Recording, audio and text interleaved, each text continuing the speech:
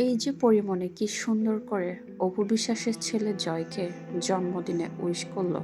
পরিমণি কি চাইলেই পারতেন না বুবলির ছেলে শেহজাদকেও এভাবে উইশ করতে?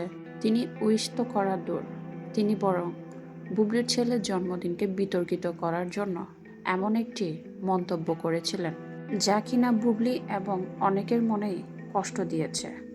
অথচ পরিমণি ভালো করেই জানেন শাকিব খানের সন্তান শেহজাদ এবং জয়, যে শাকিব খানের ছায়াতলে তিনি বেঁচে আছেন।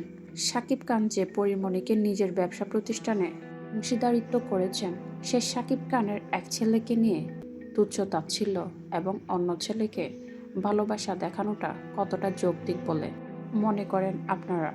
পরিমণির মোটেও উচিত হয়নি শেহজাদের জন্মদিনে এমন একটি মন্তব্য করা।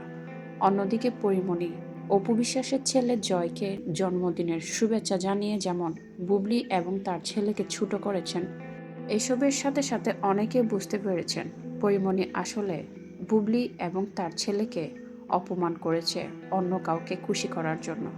সে মানুষটি আর কেউ নয়, অপু বিশ্বাস। তবে পরিমণি হয়তো ভুলে যাচ্ছেন অপু বিশ্বাসকে খুশি করতে গিয়ে তিনি যেমন শাকিব খানের দুই সন্তানকে দুই চোখে দেখছেন, সেটি নিশ্চয় শাকিব খানও একবার হলেও বাবা হিসেবে সেটা অনুভব করেছেন।